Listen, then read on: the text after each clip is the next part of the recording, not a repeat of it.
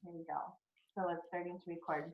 So just to back up for a moment, it looked like on Friday in that chat group that we were in that group that we were having that many people aren't doing summer programming.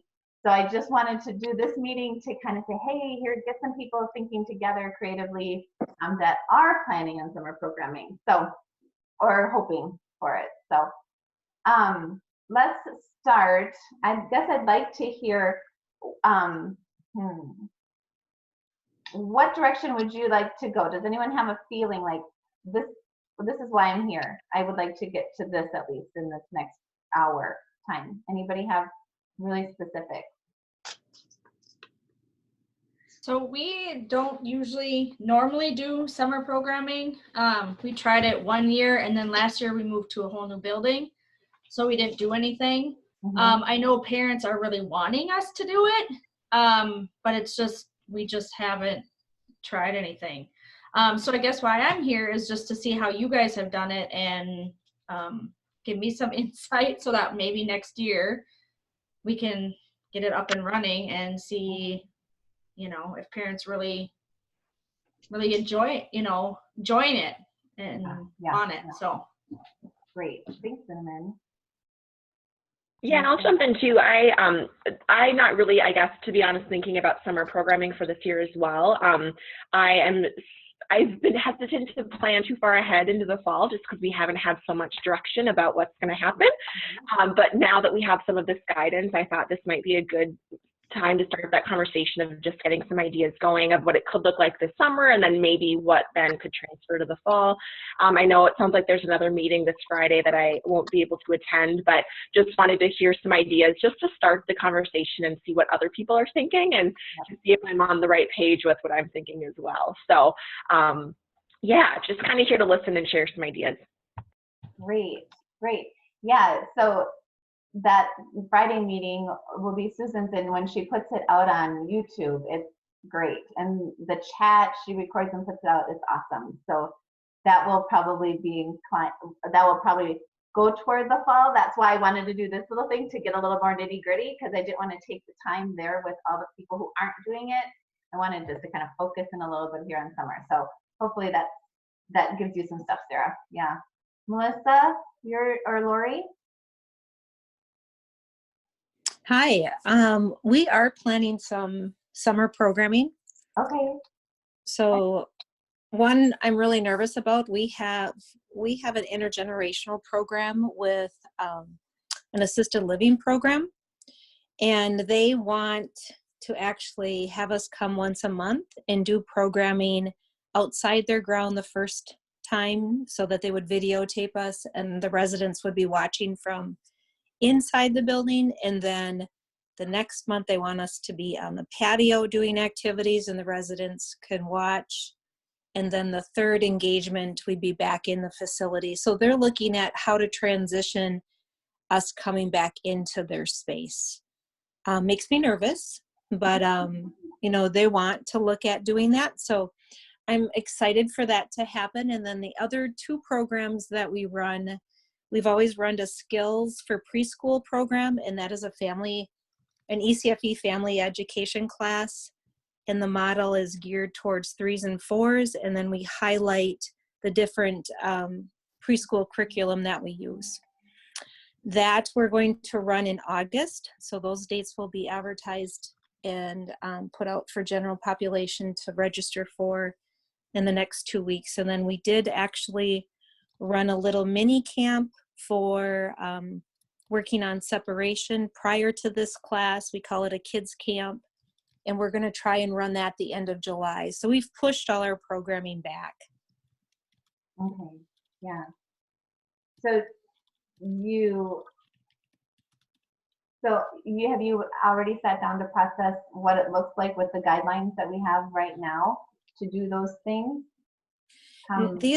No, that'll be a reflection that we'll probably do in the next 2 weeks and then work through the details on how it's going to look. We did put some registration guidelines on, we actually advertised through the community ed program, so we had to put something together in order for it to be in print and out in mailboxes this week. So. Yeah. Okay. I love that idea of intergenerational. I always thought it would be great to get like a strip mall that has the day center for the elderly and has a preschool or some early childhood and then a pet shop or a rescue center. The three of them together in one place. That would be like my dream, but I'm to 50 and I don't know. That's gonna happen. Oh, dreams come true. I never thought I would be doing intergenerational programming. It's always been on the back burner in my mind, and it happened. So we have a really, really good program. So keep dreaming and keep working towards it. Thanks for that encouragement. Great. Okay. Melissa? So we started planning for summer options yesterday, waiting kind of for those guidelines. And I will say it's draft. We are just kind of brainstorming at this point, so I can tell you what we're brainstorming. Yeah. And having said that, I'm from St. Francis area schools, and they had a district meeting at 8 o'clock today, and I haven't got our district take on it. But our plan or our thought or our draft is that we will do 3 weeks of programming in July. We typically start the week after 4th of July, but we're going to push it back till July 14th and do 3 weeks through then. On Wednesdays, we're going to keep it online. So we're going to keep it with Zoom. And we're going to do a parent-child class in the morning and then a parent-only class in the afternoon. And then on Tuesdays and Thursdays, our plan is that we will meet in a park and do ECFE in the park. Greta, that's why I emailed you and asked you how you were doing some things, because one of the kinks that we're trying to work out is how do you keep it to 10 or less. Yeah. So typically we have a staff member, a or a EC teacher, a parent and an assistant, as well as participants. Well, that includes staff. So we're thinking, how do we do it with one staff? Yeah. And then it includes parents and children, because usually we had a cap of children in our class, but didn't really necessarily count parents into our ratio, let's say. Yep. So now, if you today I just got done with Zoom with our class, and we counted the parents and children and staff just in our Zoom, and we were at like 24. So, then they're thinking, well, who's cut out of the deal? Who registers the quickest? How do we do this? So then I just encourage them, continue to register. If we get to a wait list over 10, maybe we could do 2 different parks, one staff at this park, one staff at that park. But then of course the questions come up from them, well, we can just show up there and we can say we're not in the class. So if you're over 10, then we can just say we didn't know we were going to be here. Yeah. And so there's all those types of questions that come up too. And so I just kind of mentioned, well, if you just show up there and you're not registered, we're not going to have a make and take activity for you, or supplies and things like that ECFE is. We're not just going for a play date in the park. We're going to bring ECFE there. Now, having said that, would it be easier to do it in a classroom? Maybe, but our building's under construction, so that was always our plan, is to do ECFE in the park this summer. Then the things we're coming up with is, okay, so in a water table, if we brought one there, they're still sharing materials, putting it in their mouth, putting it back. If we do a painting activity, do we have disposable brushes so that they're not sharing those? How do we keep distancing and all of that? So lots of unknowns, and I'm hoping that the district gave Jenny some guidelines at their 8 o'clock meeting, and then I'm hoping to get ideas from you ladies, and then Jenny and I are going to meet later in this afternoon to try to figure out what that means. What looks like. Yeah. All awesome questions that need to be considered. What is it, and how can we manage? I was just talking to well, I don't know how to go for it. I'll let you know what we're thinking. We just met yesterday. And so we have decided that we're going to try something in June, which is our normal programming, for 3 weeks, which is our normal programming.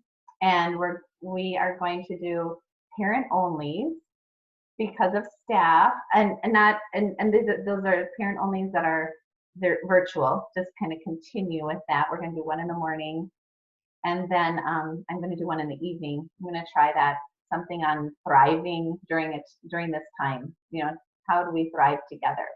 That kind of thing. And we're going to, those are going to be open to all of our families that have been currently, you know, kind of promote it that way, but then do a little bit of outreach.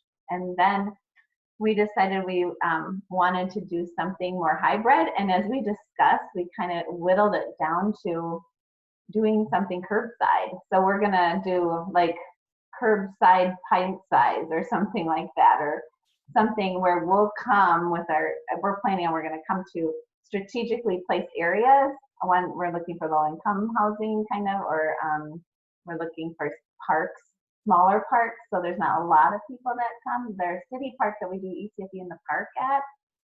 We have 120 people that show up. We just can't do that. That would be wrong. At least right now in June, it would be wrong. So we're doing curbs. So we're gonna like drive up, and we're gonna have a table we bring out, and we're just gonna hand out packets with a suggested $2 donation. And then we're gonna just be there for a set, like, we're gonna at 9 o'clock be at this place, 10 o'clock be at this place, 11 o'clock here, 12 o'clock here, and then we're gonna advertise it. But then we have a little flexibility. If it gets a little too busy, then maybe we have to pull out and the numbers go down. Hopefully, things like that. So that's our curbside pint size kind of idea. And then we're waiting. Then we're doing this with 3 staff that still have contract hours. And once those hours are out, we're done. That's kind of what we're doing. And so we don't have any early childhood teachers that are available. It's just 2 parent educators and their coordinator. And the parent educators are dual licensed, so we can throw early childhood in, no problem, right? That kind of thing. So we're doing that in June. And then in July, we usually do ECFE in the park. And what you were talking about, Melissa, is how do we brainstorm this? And when do we think about it? And one of my thoughts, and you guys chime in at any time, just unmute yourself and join in. We're thinking, how do you keep the numbers low? And maybe in the past, it's just we advertise we're going to be there. Now it has to be a registration thing. And then you have a roster, and it's only 10 people, and you do it every half hour. You have this roster, now this roster, and then you have the permission then to say only these people in this area, right? That kind of a thing. And then you don't use as much like painting and sensory. I don't know how to do that. So songs, maybe using a parachute to show where everyone has to sit so they're far apart and they don't get a small circle, it stays a big circle or something like that. And doing songs, and then a book as they leave. That's what we've done in the past. We hand out a book as they go. So that was my thoughts on trying to keep the numbers down. And so you need to be at a park big enough that you have a separate area that you can kind of designate. Maybe the parachute would be your designation or something like that. Or maybe carpet squares, that could be another way to designate 6 feet apart. And then then you're not liable for the people who are at the city park, right? So then you're just doing this portion, and this is what we're not here to bring everybody to the playground. We're here to do this little thing over here on the side. I don't know. What are you guys' thoughts on that? It's just off the top of my head. I don't know. The only thing about the parachute, which is an awesome idea, you're going to get people that are like, what are they doing over there? Let's go check it out. Mm-hmm. So I like the idea of carpet squares maybe, so it's more like not so that's true, bright and focused,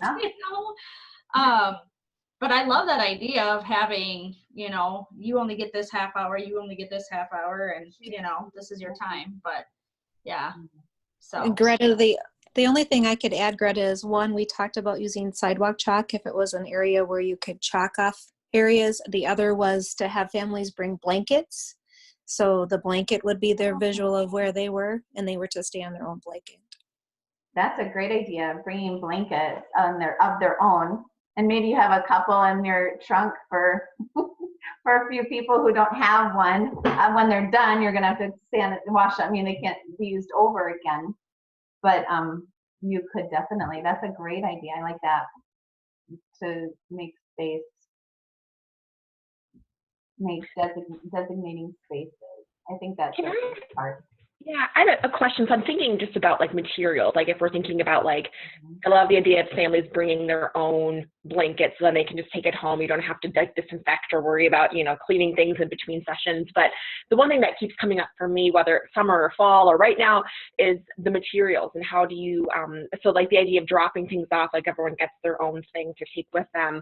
I'm just trying to think how something in the park would work. Is it everyone gets their own supplies and then they take it with them, or is there a rotation of supplies? I think that's something that I'm really struggling with, is how do we, with limited budgets, how do we get enough materials to let each family have their own thing without having to disinfect a bunch? Yeah, Melissa. So I was getting feedback from my group today, like what would interest you? What do you want? Just because I'm like, you're some of our participants, like what would draw you towards us? And we talked about the materials, and one of the moms, bless her heart, she's like, couldn't you just like send out a list, like on Tuesday, we bring all the ideas, you bring the goods, like you bring a shovel, you bring a blanket, you bring this, and then you do all the activity stuff, you give the direction, whatever that is going to happen for that day. And then they said, then maybe it's the to-go bag of, and here's 3 at-home activities that relate to whatever this theme is. And then they get this to go of, now here's your materials from us. But then again, I mean, the ordering and all of that, whether it's readily available or not, for us, it's unfortunately not readily available because we packed up our entire building. But for some other people, it might just be going to the building to get whatever it is to make these to-go bags. But she was like, we could bring our own shovels, and then it's like, have a sandcastle building contest and all these things. And I was just like, why aren't you applying at our building? Like, that's a great idea. But I think we think of, you're coming to us and we're providing this service, where they're just like, we want to be around other parents. We need to have interaction, whatever that might look like. Because then another mom's like, if we're going to a park, like literally, I will not get my daughter off the slide to come over and do a art project, but she will come over for circle time and music and all of that. So that's when the to-go, they kind of brainstormed like, well, then you have your art project to go and you have this. And so that's just another thought that they came up with, whether that's feasible or not. I thought I'd just share that. And Melissa, I kind of want to say that we have given them a lot of great ideas for things to do with their kids all spring. Oh my goodness. I feel like that was great. It's the social piece and the connecting with others that I think is going to be the driest well, right, in their hearts right now. And the funniest part about what you just said, Greta, the thing I got the chuckle is they said, you guys, the lesson plans you sent out every week were amazing. The resources, the activities, they were wonderful. If it's a budget thing, could we just do Zoom for 1 hour a week all summer with no lesson plans and no kid activities? And I was like, that really hit my heart into, they need this. I mean, look what we're doing right now. That's what they need. And so that really kind of stuck with me. And I'll be sharing that with Jenny later, that because we debated, do we just leave them hanging now and start in July like we always do? Most of the time families want that break, in our district, to say it's summer, it's June, this is great, I'm ready for July. But now they're saying, can we just do 1 hour Zooms for the rest of the summer? We need to problem solve what this legislation means, what these rules mean. When grandparents open up again is what they're calling it. When do grandparents open up again? I don't care about churches and bars and restaurants and Target. They're like, when do grandparents open up? And so these hard conversations they're having with kids, I think, is what they're really craving, is talking. Whether their kids talk or interact or not at the park, they don't care. They want to see the big people. That was one of my first comments to my director. I said, we're going to have a class for early childhood where they can come and be around other little kids, and they're not even seeing their grandparents. Well, hello. I mean, there are people out there wanting that, right? So it is a tricky thing to be thinking about and piecing that together. I did think about, what if we had a grandparents class this summer? I'm like, well, they're not, I don't, that's not going to work. I would love to have and maybe it's something you have in your back pocket that once the social distancing thing, if it changes in some way where, okay, we're allowing you to be with your extended family, boom, we have grandparents class and come and reunite with your grandparents. Wouldn't that be kind of fun? Or something like that. I don't know. I'm just brainstorming it. I don't know. It's not the details. That's your thing. Yeah. Have you guys had any families in your district specifically reach out to say that they either will not be doing any distance or any classes this summer or fall or anything coming up because of those fears of COVID, or has it been more on the other side, like Melissa was saying, where they're like desperate to get out and make those connections? I'm just kind of curious to hear what other districts have been experiencing. Anyone?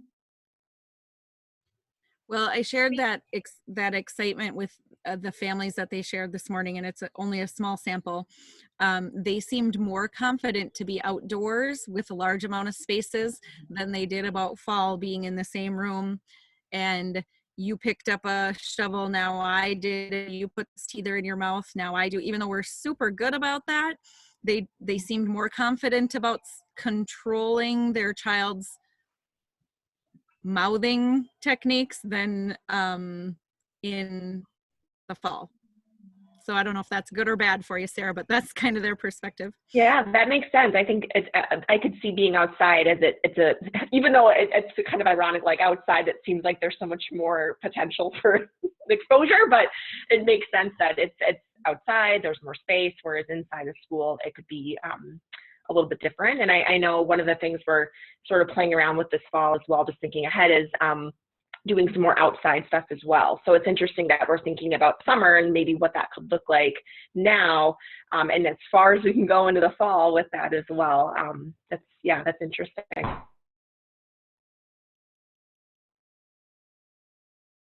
Anybody else thoughts on that? Sarah's question. I think like everybody's waiting to come back and just get back into that routine. That's gonna, and so I just did an ed web on awesome nature class that we might use in the fall, because that is outside, and if it is raining, you can come back inside, but at least it's, spreading out farther. It's, not, they're going to get their own supplies or whatever it is to keep them, just keep them coming back, because they want that routine again. And that's what a lot of our families are looking for, is how do I get back into that routine? Because right now it's not routine. And a lot of them have to share that computer, so they don't have the access to do a Zoom like some of you guys are able to do, because they're sharing that computer with the other kiddos or the other people in their family. So they're looking for that routine for sure. No matter, I don't know what it's going to look like, but that's what they want. So I feel like that is a really important piece to, even we've tried to live Facebook meet. Well, they weren't live Facebook, they were Facebook linking to a Google Meet, and we had very poor turnout. Because I think it's because young families, your life is random, and if the baby needs to be changed, or now we have a mess that we have to clean up, or somebody's having a hard time this morning, I'm not going to go on to a Google Meet with some parents to talk. It's a little different when you have the routine of every Tuesday at this time we go and do that, but something just more random. I don't know. That's just my wondering. I don't have answers. I just have wondering on a lot of them. But so like 3 weeks in the summer, we'll see. Maybe that's not enough consistency. We'll see when we do it in June. Hopefully the fall will provide that a little, like we were talking about.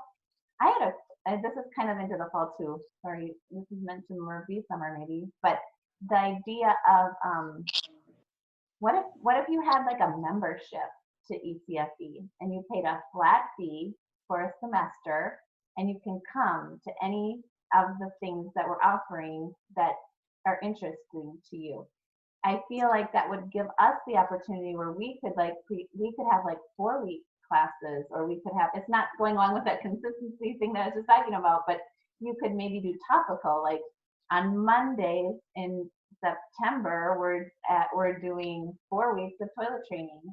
in October, we're doing 4 weeks on Thursday of toilet training or something, where they could kind of like a membership, like to a club, kind of pick and choose what they want. And maybe if they want a longer class, maybe that could be a different price or whatever. Maybe there could be a price point change or something. I don't know, thoughts on something like that. Just because those who really want the early childhood, maybe there's something that's really early childhood focused with a little bit of parent ed, but then there's something that's really parent ed, but it's a little bit of child focus. I don't know if you have something like that. Yeah, something we've been doing the past few years, something I totally stole the name from another district, so this is by no means us creating it, but we've been calling it Young Explorers, and it's a 4-week session on a different topic. And so it's like 4 weeks, and then we have a week or 2 off, and then another 4 weeks. And the idea was that families could either sign up for just that, or they could add it on in addition to their normal ECFE class. And we had great attendance. What we were noticing, we've been doing it for about 3 years now, is that a lot of the same families were coming back. And so this next year, we're actually mixing it up a little bit. Hopefully, this is the plan if everything turns out normal this fall. But we're doing a Young Explorers class, and then we're actually going to be doing parent-only sessions. So one of them is going to be like a make and take. One will be a kind of a speaker, kind of having like a speaker come in and talk about a specific topic. And then we're calling it the Taste of ECFE. So it's sort of like a drop-in for families that want to try out a class but don't want to commit to something long-term. Because we often have families like in December who are like, oh, I'd love to check out a class, but we don't have any openings because they're all full because it's December. So we're going to try that, but just in terms of those shorter kind of class series, we did get really good results from that. And I think it's nice for families that have those more hectic lives that want something but can't commit. I could definitely see that as an option if we're looking at more of a hybrid model or needing to pull back on some of those longer term classes.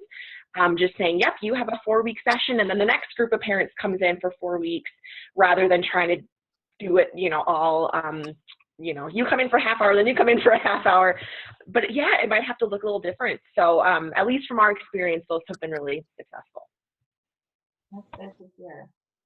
Any thoughts on follow-up on that? Those kinds of thoughts? Sarah, is that just nighttime stuff, or is that all, like, you offer it all the time?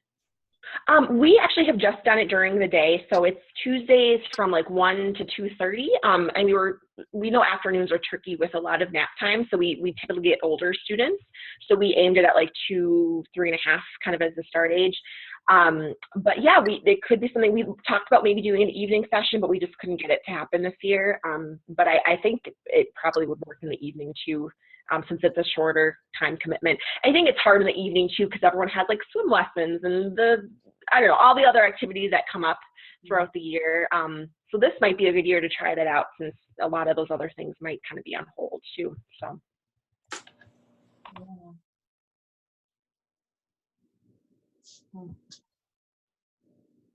Yeah, I just get distracted with the swimming lessons. I think there's going to be a whole generation of kids that we're going to have to train how to swim at the beach and the pool. That possibly that are going to. Anyway, go ahead. Lori, were you going to say something? Yeah, I was just curious what platforms you're using for parent education. Is everyone using either Zoom, Teams? Has anyone tried Parentopia?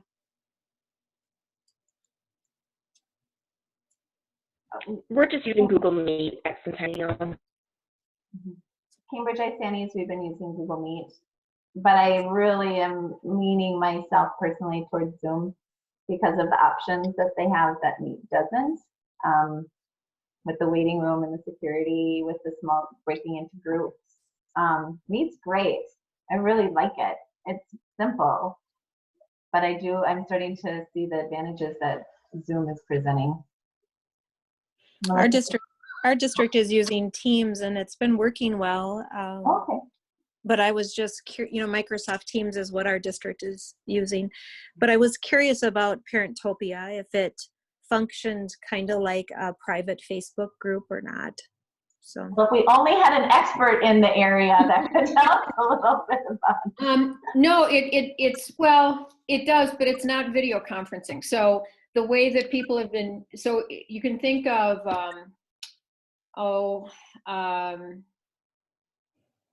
like if you, anyway, it's like a centralized place. So it's like it's a Like a central. schoolology or something like that, schoolology? Oh, it's so or- much easier than school. Yeah, yeah, But it's more of a center. And so what people are doing is they're dropping in a link.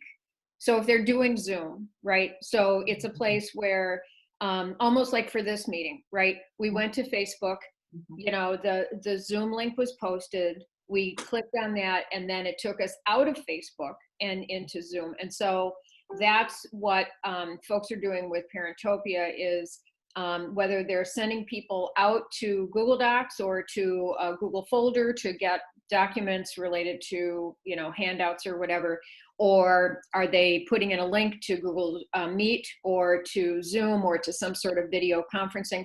So Laura, you can think of it more as a centralized source, like a gathering place, and then with external links to software that does additional things. Okay, thank you. Yeah. Um, You said you use Teams, Microsoft Teams. What is that? What options do they have? I'd be curious. To me, it's very similar to Zoom. They are kind of upping their game where you could only see 5 participants at a time on a screen, but now it seems like they're upping that. Security is probably one of the main issues. We were finding that our collaborative groups with special ed needed something that was more secure. And so that's why they went with Microsoft Teams. The one issue that we have with, you know, our social media platforms is the fact that some of our participants don't want to get on them. Yeah. Yeah. And if I can just I mean, one of the things that we did find with our own research with Parentopia is that if you have a class, say, of 20 parents, you know, like 5 of those parents won't have Facebook accounts, right? Because they don't like going on Facebook, or they were really turned off by Facebook, or they're worried about the security or whatever. And so whether it's Parentopia or Schoology or Seesaw or whatever a school that, you know, there is a very strong rationale to having the centralized space that the program uses, and then just letting people know, if you want information about the program, you want to connect with it, like you can come here, and then creating as much trust as you can within that space so people feel safe, right? But it definitely is easier on staff if there's one place rather than, well, I'm using this, but my family's like this, and I'm using WhatsApp, and I'm using these things, because that'll drive you nuts. And then you're, you know, distributing information everywhere. So, yeah, I think it's really more, I've been impressed by some of the teachers that have done surveys with families just to find out, what are you using? What are you comfortable with? You know, things like that. And also that idea about, you know, sharing the computer with other people so that the time to access the screen is really reduced. That's a definite consideration that I think those of us maybe who are privileged to have, like I'm sitting here with probably 4 pieces of technology in front of me, and you know, but to just get a feel for what families are using in selecting whatever that, you know, that centralized source would be. But I would make it as easy as possible on the staff, you know, to find that good win-win between what is easy for you all to use and then what seems, and that's again, without promoting Parentopia, because it's not the only game in town, but our big thing with that is to make it as easy as possible. And the consequence then is that it won't have a lot of the bells and whistles and fancy features of the stuff that has been, you know, banked with millions and millions of dollars. So, you know, it's kind of that trade-off. But my recommendation is some sort of easy to use centralized source that is easy for staff to use and parents feel secure on. And then lower your expectations, you know, that families are going to be on a lot, you know, and kind of like, what is it that do you want them to be on Zoom for that 1-hour meeting? Great. That's it. Right. Do you want them to be able to send you email? Great. That's it. Do you want them to access a calendar to get information and events? Great. That's it. So I think we have a tendency to kind of overestimate people's use of social media, because those of us who might use Facebook or Instagram or something like that, we see people posting all the time, right? And, or we associate young parents being part of a generation that uses technology a lot. Well, they may, but not for this purpose. So I just, I would just aim for that, like that sweet spot, lower expectations, do stuff that is easy for you all to use, but also be very cognizant that parents have access issues, they have trust issues, and they're also concerned about the number of screens that their kids are exposed to, and I think that's going out the window now. But anyway, so. Thank- Go ahead. I just said thank you. Mhm. Thank No, you. that's really good, and I appreciate having that thought of be careful with our expectations. I think that's so true. And another thing to add on to that, you kind of did that list, access issues, trust issues. Also, we have this thing with parent ed where we talk about stuff and how can we talk about it when the children are in the room. We have this thing where we separate and can do these parent conversations in our parent ed room. I mean, I know we have some non-separating models too, but they're usually younger and we can talk about them. Isn't that interesting? But for the separating, how do we do that here in this space to be respectful? I think we're always trying to be respectful of our children, but you know what I'm saying. Yeah, there's things that we want to figure out, and so it takes and be honest and have authenticity with our parents where they're at, right, and what they need from us, and that can be done still. But we have to, yeah. Anyway, I don't need to talk more about it. You guys are shaking your heads. I think that's why I'm going to try an evening one when it's the goal is that kids are in bed or your partner's home and they can have them, and you can go someplace where we can have this conversation. That's my hope to be. Yeah, it's interesting you bring that up, Freda, because we just this spring we were hoping to do online classes during the day and then to do a parent ed evening session. And we surveyed parents to ask what times of day worked, and quite a few said like morning, like between 8 to 10 as a start time, and then another kind of large chunk said around like 5 o'clock-ish, which I thought was interesting. But and then a few said like 8 o'clock. So we're like, why don't we do like a 10 o'clock a.m. and an 8 o'clock p.m. No one came to the 8 o'clock one at night, which I was really surprised by, because we thought, they'll put the kids to bed. They can hang out, get the computer out, get a glass of wine if they want or something, and kind of hang out and type or participate. And as we were talking with families, a lot of them were saying by the end of the day, they are so ready to just be done with screens.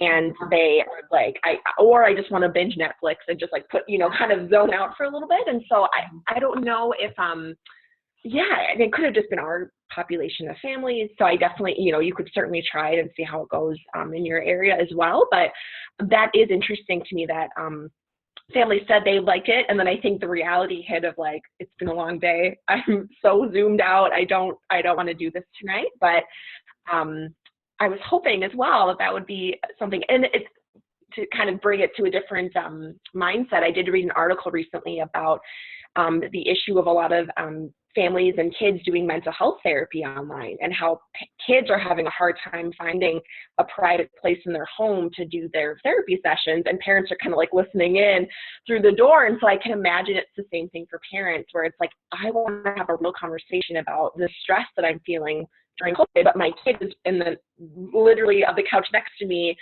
So it's a hard balance of how do we give parents that space and that opportunity to really talk about the stressors in their life, knowing that they don't want to talk about it when their kid is right there in the room. So it's a tricky balance. So if you do end up doing something, let us know how it goes in your area, because it definitely didn't quite kick off.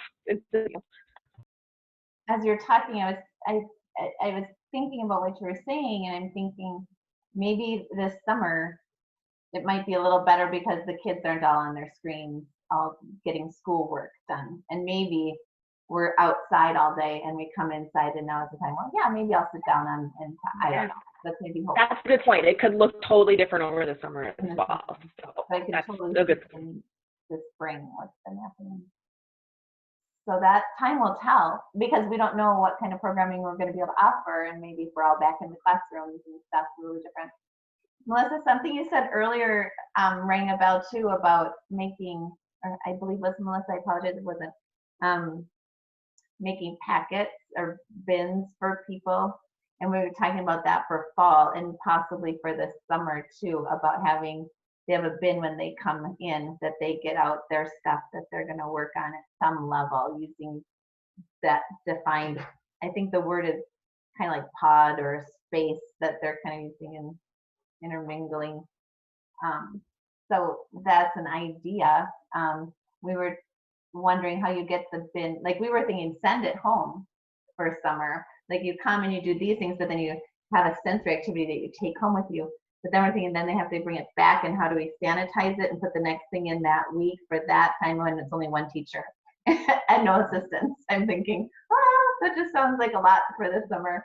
Because you have to be thinking ratios, right? So if you have a teacher, an assistant, and you have early childhood and parent, and now you have 3 of the 10 occupying your space. So that's some questions too that have to be considered. How do we do that, and what does that look like? Maybe not so much for summer. That summer can be more of a hybrid kind of thing, but for fall, it will be in the cards to think about. I think for summer, being outside is our plan, and not really occupy space inside because of the cleaning piece and being little, being smaller staff this summer for sure. Maybe next summer would look different. But we are down to the last bit here. Is there a direction we haven't gone and talked about that you wanted to do while we were here? I just had a question, but this might be more appropriate to talk about at the Friday meeting. I'm just very curious about funding and how one of the big questions that I'm thinking about is, if we build it, will they come? And if they don't come, can we afford to keep running? And I'm sure I'm not the only person who's a little worried about that. But I was, again, not trying to plan too far in advance until we get more solid information, if that's even a thing at this point. But I'm really curious about, because obviously every district's in a different position with their fund balance and what their district is doing with their funding and how to support their programming. And I just wonder, if we have to cut down ratios to like less than half, is it financially feasible that we're going to be able to sustain smaller class sizes, but paying staff the same amount, paying the same, well, maybe less for materials depending on how it all works out, and if we're not serving as many families. But yeah, I'm just really curious to see how that is going to work this summer and then into the fall as well. So yeah, any initial thoughts now, but maybe that's a conversation for Friday.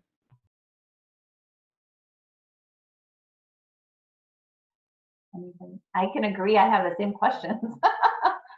You said it well. Is there you created a how you presented it. It caught several different layers there of what is it we need to be considering. So yeah. Looks like we lost Melissa. That's okay. I just think it's hard when we don't know the what ifs, right? Like what's coming. What can we look forward to? Like we're all planning fall, right? But that could change. I mean, that could change tomorrow, or it could change in August. Like it's so hard. And we just had one of our last staff meetings last Friday and just found out like the administrators aren't even getting ready to plan anything until the end of July, which is like crazy for us that like to plan and have a plan coming into August, right? And so it's just, I don't know, we have to just wait, and that's hard. I think and as people in family education and parent ed, we know different temperaments are handling this differently. There's some that are out in their yard probably just laying back enjoying the sunshine today, and then there's those of us who are like, okay, now what? I need a plan. I have to have a plan, and some of us are a little more random and just jumping from thing to thing and can hardly control it in summer. Like, nope, let's take it step by step. We can't do any of this now because we don't know what's coming, So if nothing else, it gives us each a place to sit in a little bit more peace if we can, if we need to say, this is how life is working right now. And I like, we were talking about, yes, that's a challenge. And this is how we're gonna handle it, instead of, yeah, but what about, but, I'm trying to do a little more, yes, and I'm gonna feel a little discomfort at the same time. Yes, that's what this is.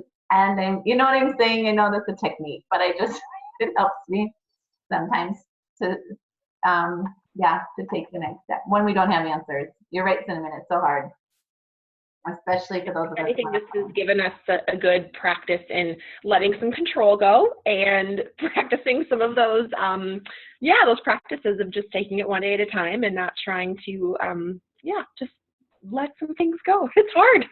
Yeah. It is in the moment here.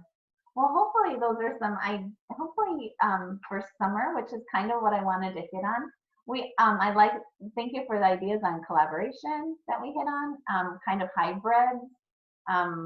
We knew in June that doing the ECFE in the park wasn't going to work for us, so that's why we're doing it at the curb and not going into the park.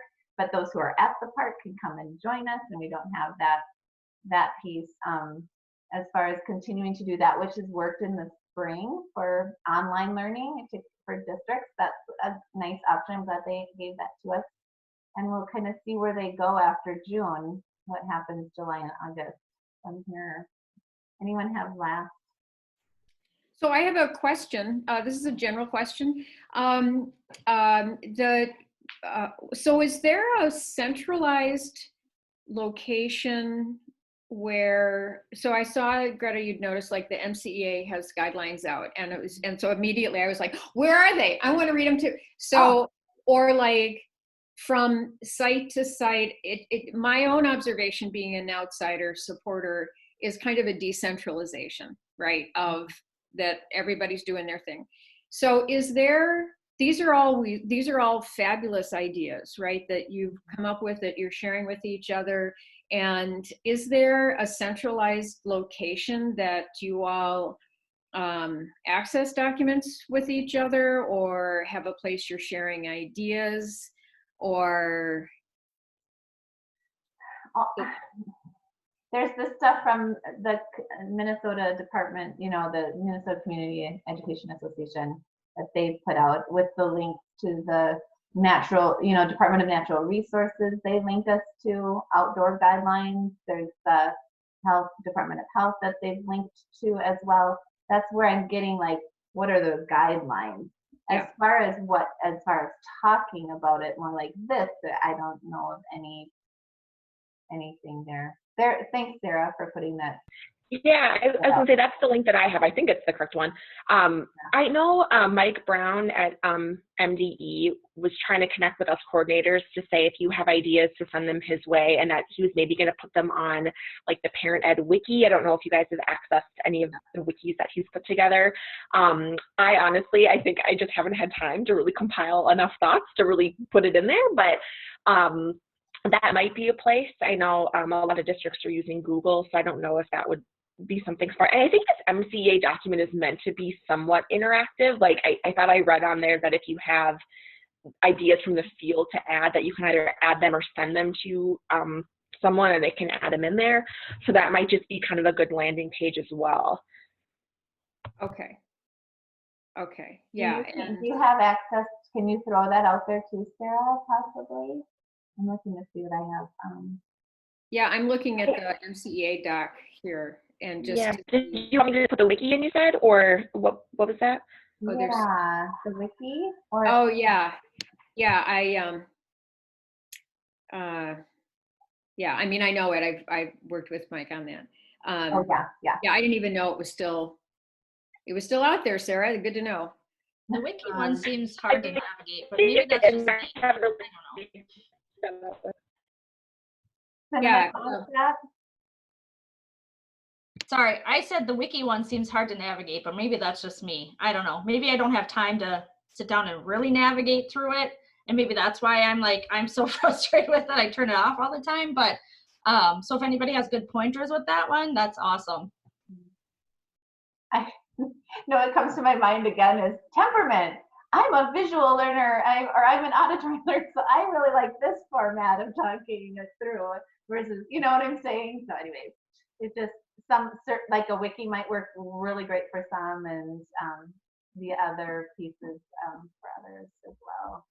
Well, yeah, the wiki is definitely, it's a lot of information and it can be hard to navigate. So I think and you have to have time to be able to go in and add things. And I just don't know how much, people don't necessarily have time to do that. So, but it definitely is worth the click through, I think, if you have limits. But I think the MCEA document is very thorough. And even though there's only a small part that's dedicated to ECFE right now, I think a lot of the other pieces, I've just been kind of reading through it just to get some ideas. And I think a lot of it will be applicable to our programs. It'll just have to be, I think, tweaked a little bit to be a little more specific for our programming. Yeah. No, it does. It looks, yeah, I'm seeing that there's like 65 people on it right now. And Wise, and so, yeah, and they have, you can request editing access. And yeah, there is a lot of, yeah, I mean, it's a centralized document to gather information, to get ideas. Yeah. And I think it probably, if you could add editing, you probably can share back, like maybe the ECFE section would grow if there's a bunch of people from ECFE who are going in and then adding, we did this, or examples from whatever. Yeah. That's really helpful. Another thing, in answer to your question, Susan, not a document, but I know area coordinators that meet, like regionally, more so. And I think a lot of conversation happens through those meetings. And that's different than me. I'm a parent educator. I'm not a director, so I don't have that. But that's something for people who are out there. If they're get contact the people around you and do something like this, if you're looking as a coordinator to a little more support.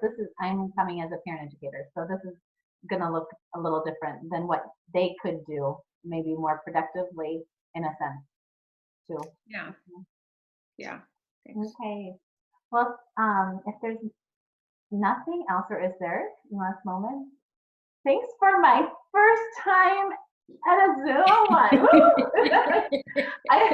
I love having, so this is just, I love Susan. Thank you for coming in and listening and then typing in the chat.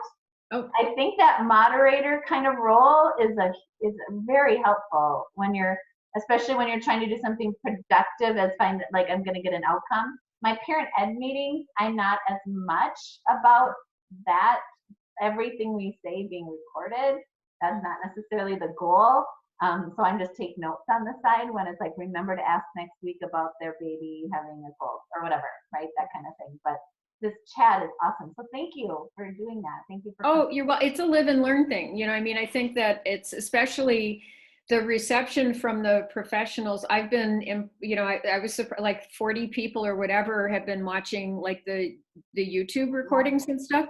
And so I just figure we do this, and I'm thrilled that you did, that you could do this on Tuesday, Greta, and also anybody who's on this. I mean, the Wednesday, we do this again on Wednesday, and we did that one because people couldn't come on Friday. So, it's just an internet space for an hour to talk and to share ideas and then to kind of record stuff. So, but yeah, and so it is, and I appreciate that you didn't find it invasive, but I've just found trying to facilitate conversations, I'm not as good at note taking.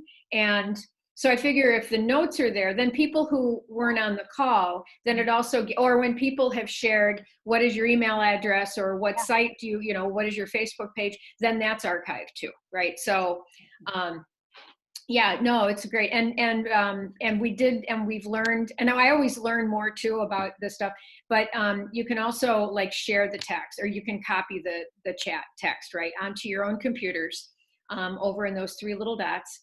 But we'll also find, I'll save this and I'll share it with you, Greta, we can share it back. And then, you can let me know what you want to do with the recording, but I just figure if we have that. So Sarah and Lori, there's a YouTube folder for these recordings too, that is just like a playlist, and they're dated and they'll have the topics and stuff. And the one on Friday, we've been doing an hour, but I don't know if I told you, but I am extending that longer. Oh, okay. Because I can imagine that fall planning, if people are gonna, and maybe we'll do the breakout room thing, and so you can tell me. So what would be, useful breakout rooms do you think? I mean, sort of by region, more by geography, or by programming? What would be useful breakouts, or to just put people in small groups, period? It might be nice to have a coordinator group in case there's some coordinators. I mean, for one specific group, maybe. The others not necessarily have to be, you know what I mean? It's not like coordinators and parent educators, but just if there's an option, I think you'd get a lot of coordinators that would love to talk kind of at that level. Yeah. That might be a way by role. I don't know. Region is nice, size of programming is nice. I think for a little bit at least, and then come back, or at least then you have the chats on the side if they want it. Someone can moderate in that small group what they're coming up with, so you can at least see what others did later. I don't know. That's an idea. Can you remind me what time the meeting is on Friday? So Fridays are at 1. 1, okay. And then I wasn't sure I could attend, but I might be able to. I feel like this is a really, very valuable conversation. I don't really want to miss it. So is the link just on that Facebook, the same Facebook? Yeah, there's an event through Friends of Family Education and any additional ones. And so it's the same Zoom link, but then the time and the dates are in the event. And just make sure you push see more. Like, and not your neighbor see more. I'm talking about more. But maybe I'll send out a reminder. I mean, I'll post a reminder so it doesn't get buried. I mean, half the time I go back looking for stuff and it's just like, I have no idea where it is now. Yeah. So maybe for the Friday session, and then the following Wednesday we'll do a fall planning one too. And then this went really well, Greta. You may want to think about more Tuesday morning sessions. Well, thank you. That was very encouraging. That's like that's high praise coming from Susan. So thank you very much. And I hope to see all of you around, online or maybe someday in person again. So yeah, thanks for Thank coming. you so much for doing so this. much. It's good to see all of you. Yeah. Yes, I hope to see you on Friday. Yes. Yeah, see you Friday. Okay. Bye bye.